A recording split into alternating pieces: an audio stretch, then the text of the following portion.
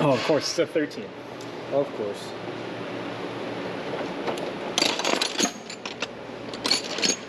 Wait, what is this? Is that an SD card? It is an SD card. Let's go check out what's on it.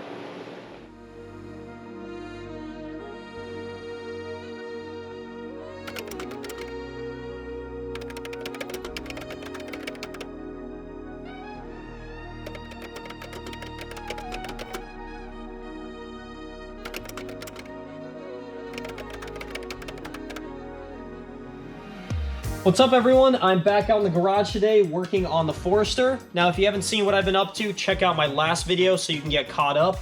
But really in a nutshell, what I've been doing is working on the front end of this thing. Namely, I've been trying to fit up this massive GrimmSpeed front mount intercooler core on a chassis that it wasn't designed for. So there's some custom touches that I've been putting in and some things that I've had to fab up, but all in all, it's going pretty well. One of the next things I want to do is get back into the engine bay. As you can see, I've taken a decent amount of components off, but there's still a lot of stuff to do. So the next step for me is to pull the AC system.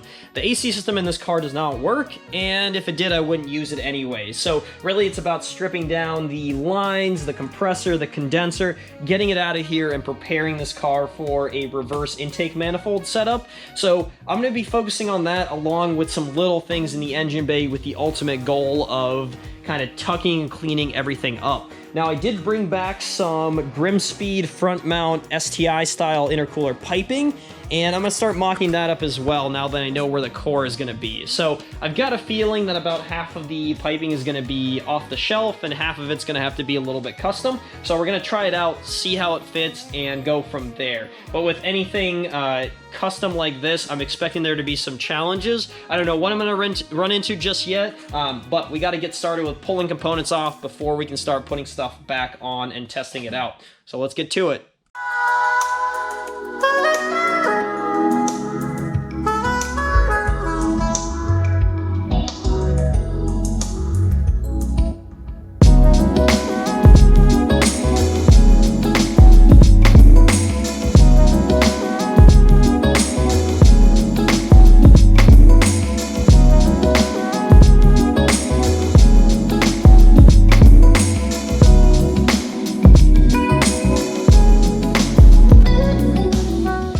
So there it is, the AC components are mostly off. The last thing I have to do is the condenser right here, and in order to take that out, I need to make some space here in between the radiator. I'm hoping if I take the fan shroud off, which I need to replace anyway because it's got a crack right here, I've got another one set aside right there, that I can move it aside. If not, then I might have to pull the whole radiator, which isn't that big of a deal. But once that condenser is out, that is the last of the AC components, and you can tell already how much space it's freed up by having all of the lines and the compressor out of here. Now one of the next things I need to do is get a relocation kit for the alternator, so that'll put it right here, and then I can take off the manifold, flip it, and start mocking up some of that front mount piping that I was talking about earlier to see what I can get to work with the new front mount core on here. So I'm gonna start with seeing how I can pull this condenser out, and then we'll go from there.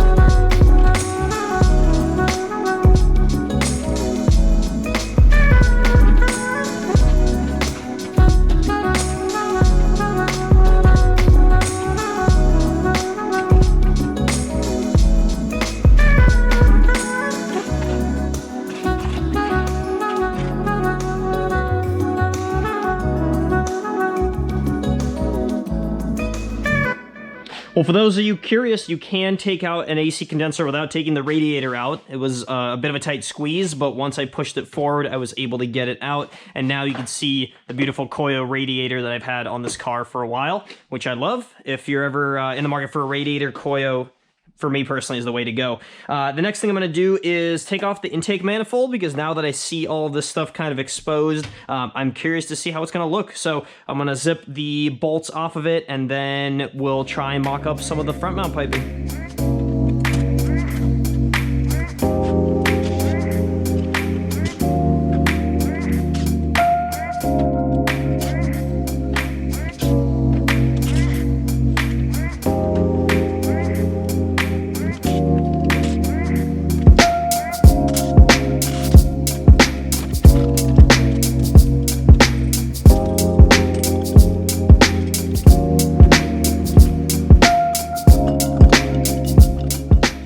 Now, if you haven't seen a reverse intake manifold on an EJ series engine, that gives you an idea of exactly what it's going to look like. Now, obviously, a decent amount of modification needs to take place in order to make this happen. You can see it doesn't really fit up with my turbo inlet. In the back, some of the fuel line and kind of rail setup is getting in the way. And obviously, all of these brackets and things are flipped now. But that's okay, because I'm going to be shaving the intake manifold down. I'm going to be doing a decent amount of custom work. And in fact, I might not even be using this intake manifold. I was able to find a NA long runner intake manifold with the huge plenum on them, and a lot of people run those on EJ engines, but not a lot run them in the reverse fashion like this, because a decent amount of custom stuff has to take place. So I'm going to try and make it work.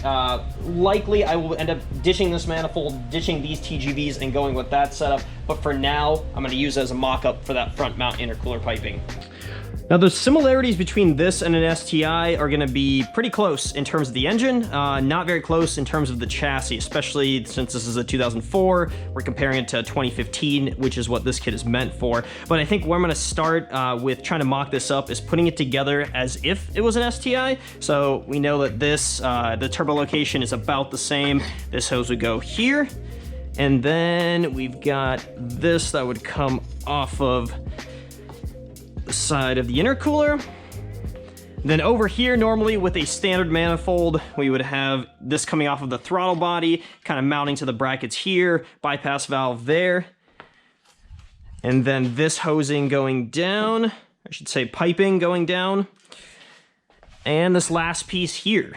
And so just looking at it very quickly, really, this is the only setup that I'm going to keep without really changing anything. So I think I can adapt this and sort of shift this coupler to fit through under the headlight area here. Kind of hard to see, but I think if I cut it out, then I'm going to be able to fit. This doesn't really do much for me. I'll probably have to take a pipe like this and adapt it some way to fit with the throttle body and be able to go down to this side of my intercooler here. So I'm going to spend a little bit of time mocking up, seeing what I can and can't use, and then eventually I'll bring this back to the shop and get the raw version of these pipes that we have before they've gone to powder. That way I can chop them, weld them, and then eventually send them off to powder coat after I do a final mock-up on this. I've been messing around with the setup for about 20 minutes or so, and I've actually found a decently clean way to use some of the existing piping that we have. As I mentioned, this pipe and coupler setup is the same as the STI in terms of location, so that could be left there. I took one of the kind of 90-degree curved pieces of piping right here and actually shortened this area up, and it fits well with the bumper bar. Now here, this is where I was talking about having to chop into kind of below the headlight housing area there. The one issue is right in the way where I could put pretty much a flat pipe to connect those is the ABS module here. So I've been thinking about deleting it. I haven't done enough research to really know whether that's a good idea or not. I know it's kind of a race car thing to do, so I'm gonna look into it a little bit more, but I know it would give me a lot more room to play with here if that was gone. Then on this side, I used kind of this U-shaped piece here that's, I believe, meant for that side normally, but it kind of goes around the bumper bar area here, and it would fit through this hole, lining me up perfectly for where the throttle body is going to be, with this pipe basically cut here and then a piece to match it up to that. So it would be a pretty nice setup like this. I think it looks good just as a really basic mock-up of what things are going to look like, and I get to take out a decent amount of piping. I mean, I obviously still have to add some pieces here, but that's a good amount, a couple of couplers to remove potentially. So I'm gonna roll with this. I'm gonna, like I mentioned, get the raw versions of this pipe and start messing around with how I can get a finalized setup versus just the mock-up.